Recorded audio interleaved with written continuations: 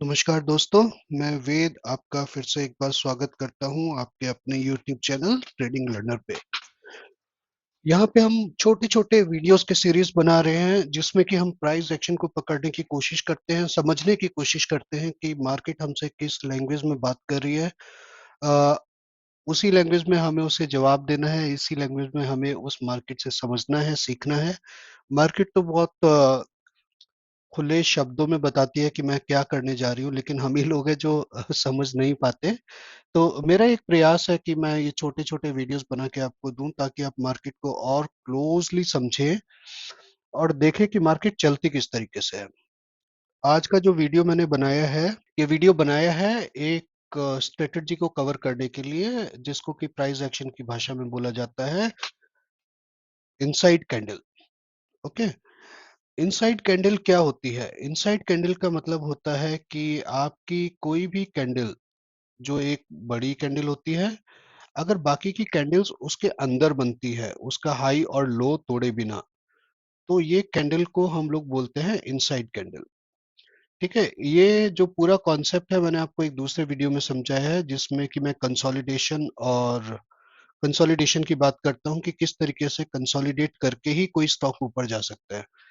अगर आपको तेज रनिंग करनी है तो उसके लिए आपको क्या करना होगा? अगर आप ऑलरेडी 4 किलोमीटर से दौड़ के आ रहे हो और मैं बोलूँ कि यहाँ से तेज 100 मीटर की दौड़ भाग, कर पाएँगे आप? नहीं कर पाएँगे, राइट? तो आपको क्या करना होता है? आपको हमेशा थोड़ी-सी साँस लेनी होती है, थोड़ी एनर्जी बचानी होती है और दोबारा से उस एनर्जी को you have to put it inside and then just go and throw it away. इसको ही बोलते हैं इनसाइड कैंडल। जभी भी भाव एक लंबा सफ़र तय करके आता है, तो वो क्या करता है, वो थोड़ी देर के लिए रुक के वहाँ पे साँस लेता है। साँस लेता है मतलब कि ना तो वो अपने लो को हाई को तोड़ता है, ना वो अपने लो को तोड़ता है ना? अब हाई लो के बीच में झूलता रहता है, इसका मतलब वो कंसोलिडेट कर रहा है कि इसके बाद कुछ तो बड़ा होगा, ठीक है? या तो ऊपर की तरफ बड़ा होगा या नीचे की तरफ बड़ा होगा। तो अगर आप इस कंसोलिडेशन को अपने चार्ट में पकड़ सकें, तो आप उसको बहुत अच्छे तरीके से यूटिलाइज़ कर सकते हैं। अच्छा, अब ये मैं पकड़ूँगा कैसे? ये भी मैं बता देता हूँ, क्योंकि हम यहाँ पे हैं ऑलरेडी। ड्राइंग सारी डिलीट कर देता हूँ। आप ये वाली कैंडल देख पा रहे हैं यहाँ पे? ये वाली कैंडल। ये 13 तारीख मतलब कि आज ही की है। ये सुबह की कैंडल है 9:30 को जो स्टार्ट हुई होगी। अगर आप इस कैंडल का 9:30 की कैंडल का अगर आप हाई मार्क कर लें और साथ के साथ इसका लो मार्क कर लें, ये है ना? हाँ, ये हल्का-सा मैं इसको ऊपर कर देता हूँ। हाँ, ओके, परफेक्ट।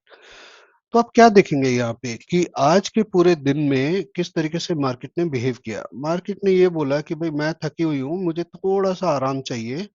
आराम चाहिए, किस तरीके का आराम चाहिए कि मैं थोड़ा कंसोलिडेट करना चाहती हूँ। कंसोलिडेट करके आप क्या करोगे? कंसोलिडेट करने के बाद आपके पास 2 तरीके होते हैं, या तो वो इस कंसोलिडेशन का हाई तोड़े या इस कंसोलिडेशन का लो तोड़े, ठीक है?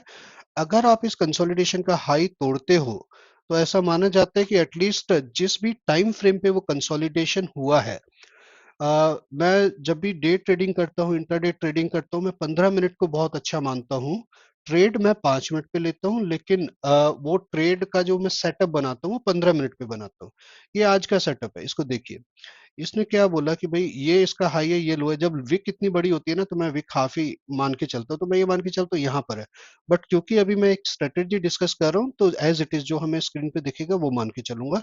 But in my normal trading times I only consider it till here here, okay? अभी हुआ क्या यहाँ पे? आप अगर मैं यहाँ पे देखूँ तो ये कितना था यहाँ पे? ये था ओह सॉरी, नॉट दिस।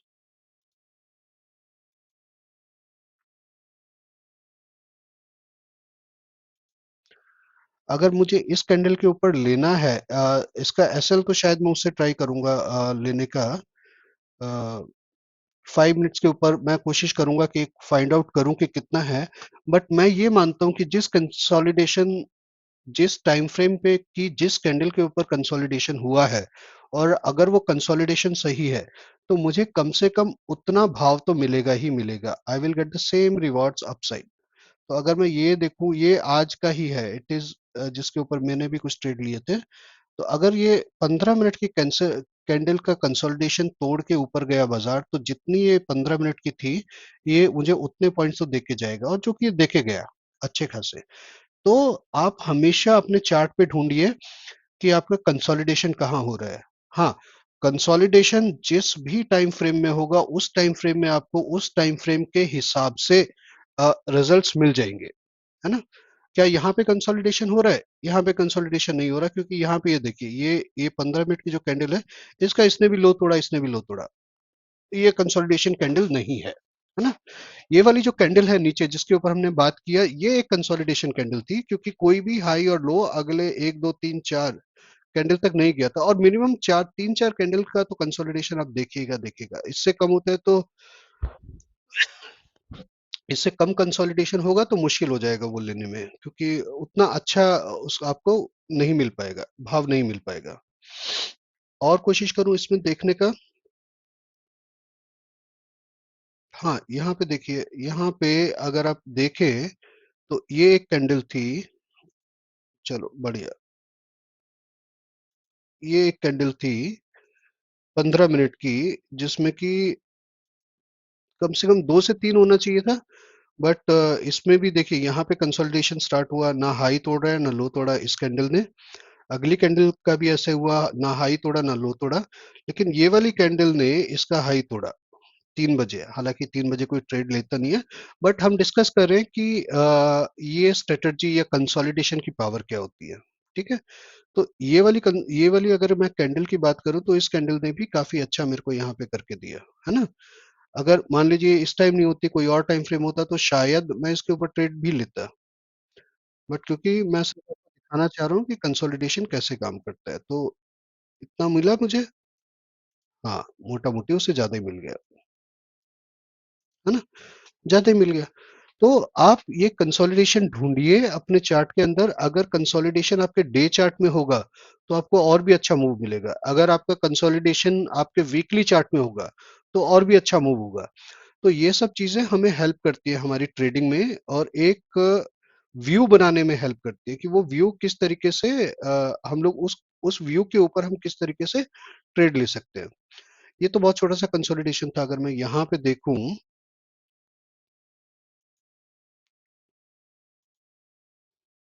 और ये सब 2 कैंडल्स का कंसोलिडेशन था, लेकिन अगर आप यहाँ पे भी ट्रेड लेते तो मेरे ख्याल से 1:1 तो आपको आसानी से मिल ही जाता, है ना? तो ये एक और जो मुझे दिखा, बाकी मैंने कहीं पे लिख के नहीं रखा हुआ, बाकी लाइव चार्ट में देखते हैं अगर कुछ और ऐसी सिचुएशन अपने को मिलती है तो। नहीं, ये अच्छा नहीं है।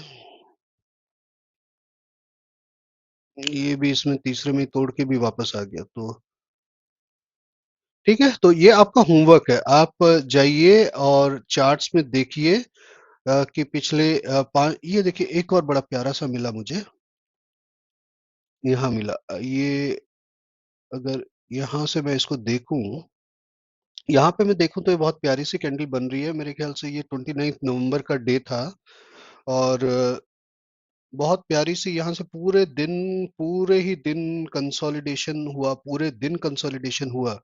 और यहाँ पे जाके जब इसने इसको तोड़ा यहाँ से, तो मेरे ख्याल से ये लास्ट 15 बजे, 15 मतलब 3 ओ क्लॉक की ये कैंडल है। तो आप ये देखिए, मेरे ख्याल से जितना ये था इसका डबल तो ये देके गया, है ना?